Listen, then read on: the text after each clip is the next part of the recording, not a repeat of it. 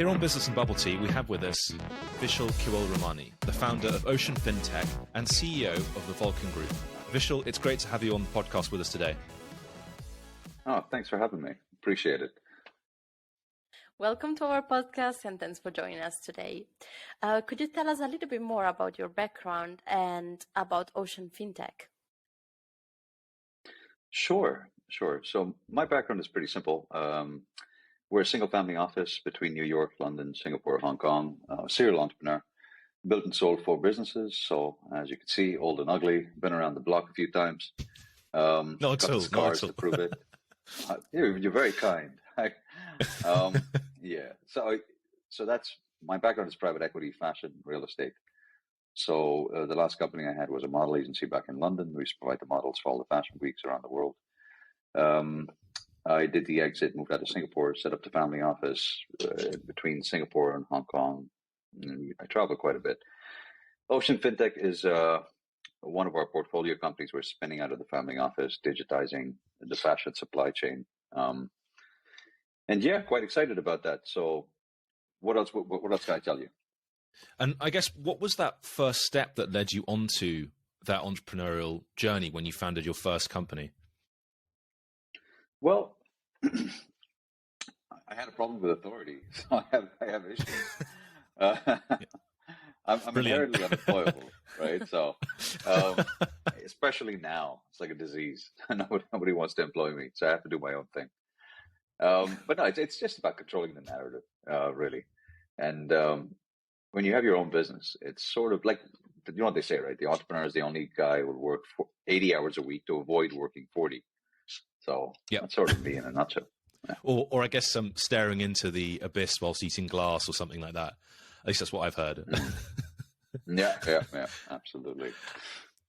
And I guess in terms of Ocean Fintech, what's the kind of main key objective of that business? Well, that's sort of the idea came about just by accident. So it's all about helping small businesses and founders and entrepreneurs with growth capital that they need. So we basically finance the cross-border supply chain, starting with fashion, but then we're going on to consumer goods and all sorts of stuff. The idea was sort of level the playing field. So if you're a small business in Miami importing children's toys from Vietnam, nobody will help you. Yeah. It's a different story if you're General Motors and you want to fund your $5 billion supply chain. The banks will do that. And I guess what kind of crucially differentiates Ocean Fintech from, say, another kind of financing sort of arm or? Well, it's structured differently because we're not really a lender. We're a trading partner. So we want to be the world's trading partner. We're really, really different. It's just easy to use. It's smart capital. It's growth capital. You can switch it on and off as you need it. We don't have opening fees, closing fees, admin fees, non-utilization fees, all these other things that come with banks. So it's really, really different. What about the Valkin Group instead? Could you tell us a little bit more about that? Yeah, absolutely. That's the family office we actually spun out of. So there we do direct investments with other families, LPs, GPs. We, on an opportunistic basis, we do a lot of venture debt, direct equity. We do VC fund allocations once or twice a year when we have liquidity events. Once we get to know the GPs, we build a relationship with them. Either they've co-invested together. I guess in the current context, where do you see things at the moment in terms of the venture capital environment? I mean, we're seeing a lot play out on the public markets. Yeah. I think the VC markets are correlated, but they're private. So, as long as you have a fundamental good business, you can always raise capital from investors, right? So I think over time, the winners will be the ones that can have sustainable business models that are actually making a difference and solving a problem. They'll always find a way to raise capital and grow. And you have to be agile so you can cut your burn rate and extend your runway and survive. So we've been through the cycle a few times. And I guess, what are the kind of telling signs of an investment-worthy entrepreneur and company? Ooh, the telling signs of an investment-worthy entrepreneur and company. Well, if I put my investor hat on, it's a loaded question, right? So we look at, if I put my investment hat on, the guys that I would want to invest in, the founders, are guys that have integrity, right? So they're always upfront, a lot of transparency. They communicate with their investors. And then the rest of it, I look at the business model, and we do a lot of impact investing. So I love businesses which have a fundamentally good code written into their DNA. So that is something that I think is long overdue. That's what we look for as investors. But each to his own.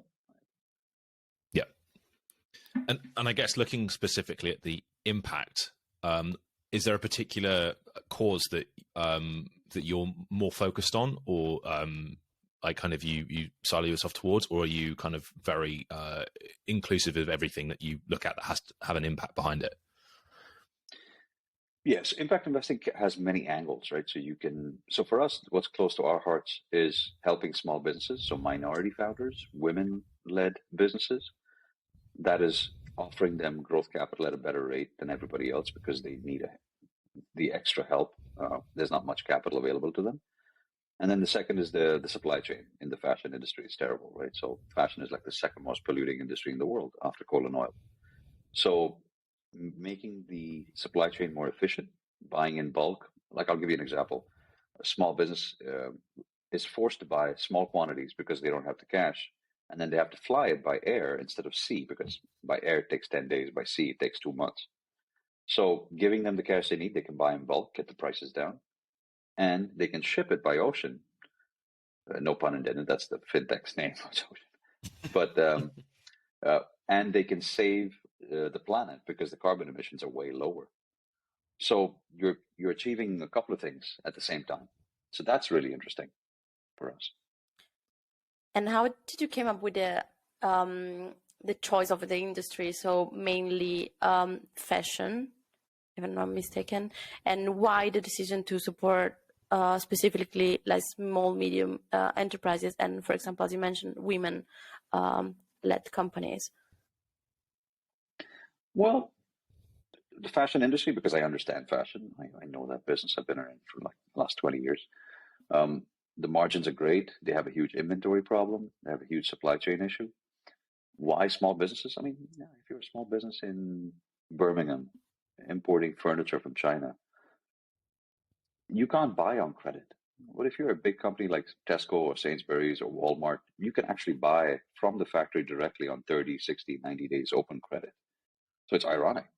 The big guys who have access to capital get better payment terms than the little guys who don't have access to capital. So I found that really unfair. So I like batting for the underdog. So if I can help level the playing field, that's awesome.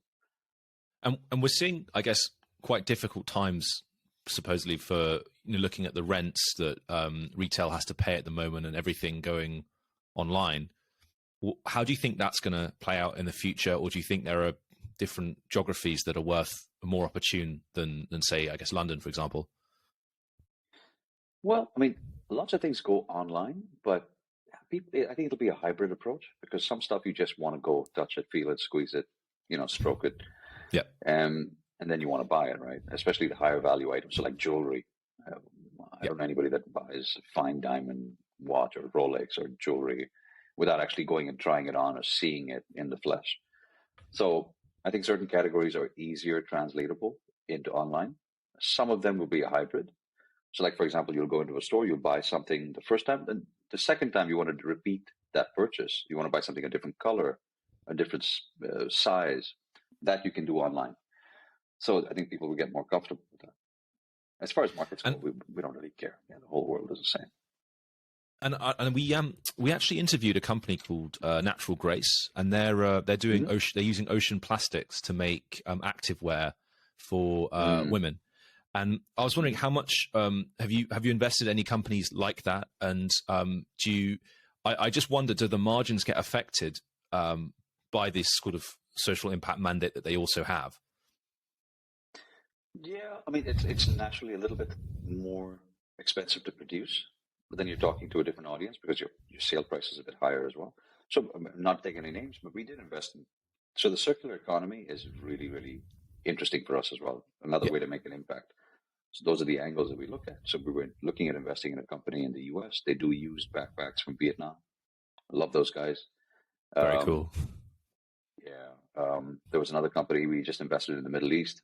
They do diapers made from bamboo, and we like the circular economy in mobile phones. A lot of those phones end up in the landfill.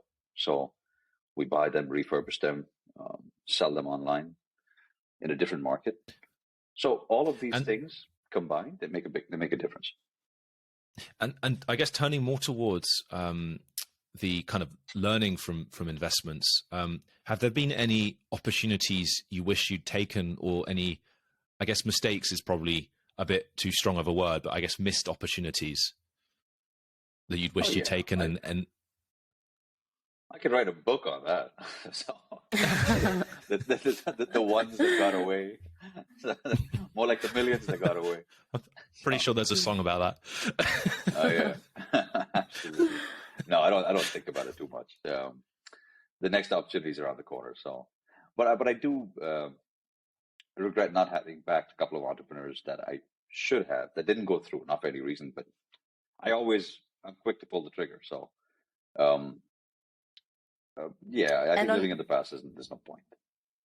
And on the other hand, looking at the future, which opportunity do you see for Ocean Fintech? Where do you see it going?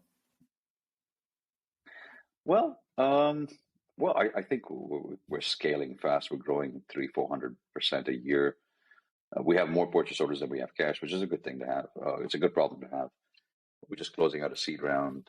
We'll open up the Series A next year. So no, we have a great business.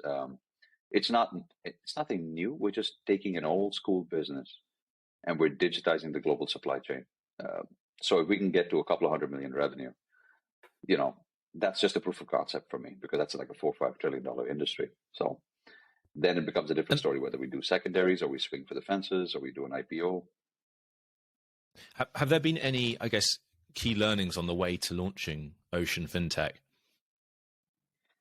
I've actually been pleasantly surprised by women-led businesses, founders. They're so disciplined. They pay their bills on time, never had an issue.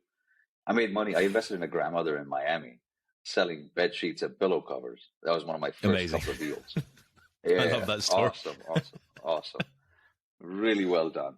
So yeah, if we can come up with a structured program, and also we're looking at like B Corp certified companies that are in the circular economy, giving them access to preferential rates.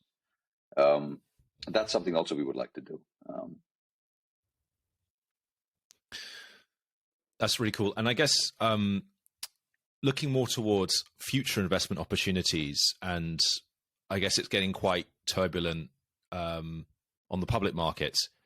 Do you see that still being a continued flow of opportunities for investments, particularly for kind of, I guess, impact investing? Well, you're talking about investing in public equities? Private. I mean, so the private markets, I mean, if access to capital dries up, that just means our demand goes up. I'm selling the oldest thing in the world. I'm selling money. So, it's not a hard product to sell. So unless money goes out of fashion next year, I'll still be in business. But I think there will be opportunities. The rising interest rates go up, suddenly I don't look so expensive anymore. But yeah. And I guess, what key qualities do you notice that make the most successful founders? Ooh, that's easy. Persistence. Persistence. Persistence. That's it. And being able to adapt and learn. Right? I mean, you can't do the same thing over and over again and expect a different result. So you make a mistake, you learn, you adapt. So there's a saying, right? You go fail fast, fail better. Fail better. And I guess, in that respect, we always talk about things like a pivot, right? When do you make recommendations to when founders may want to pivot, or in terms of how you support your portfolio companies? Yeah, so I always tell the founders, listen to your customers. So nobody else is paying the bills, so it's you can keep going out and raising money. I like what Mark Cuban said, right? There's no business in the history of business that has ever survived without customers. So yeah, and that's what Jeff Bezos very did true as well, right? So, so the obsession with the customer, and that's really it. If your customer loves you and sings your praises and brings you another, that's it. That's really what you need. So listen to them. The market will speak to you. And I guess got time for one final question. And go for it, Roberta. What advice would you give to any graduates, like from your experience as a founder yourself, to graduates that wants to create their own company and maybe in this like investment field, so venture capital or like investment related companies? Like an actual startup founder? Yeah. Yeah. Well, I mean, like to start their own. The simplest advice is, make it, sell it. Make it, sell it. There are only two rules. So you got nothing else to do in life. That's it. I mean, that you can go and raise capital, but once you have proof of concept, people spend a lot of time perfecting the model, and and there's no revenue. So I never understood that. I'm not a VC guy. I'm a private equity guy. Call me old school, but I like to make money. So I'm a businessman, right? So I think you're looking at the return, the rates of return, and that sort of thing, I guess. Yeah, bootstrap. Yeah, exactly. Bootstrap. I was looking at investing in a. I'm not going to take any names, but I was looking at investing in a girl in New York and doing a lingerie business, raised $17 million, doing $2 million revenue. Wow. And then I was speaking to another couple in the UK doing adult toys online, raised a 600,000 seed round and doing that's a fun one. Right? So, but £5 million with just 600,000 raised, and a great couple. And so who am I going to back, right? Which founders am I going to back? The guys that are bootstrapped, and if you give those guys 17 million, they'll really do some damage, right? So, right, I see what you're saying. So it's like efficiency, I guess, of usage of capital, right? Yeah, being scrappy. Being a founder means you've got to be scrappy. Being scrappy. Love it. That's it.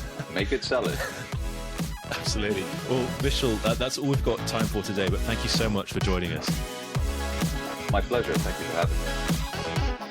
Thank you so much.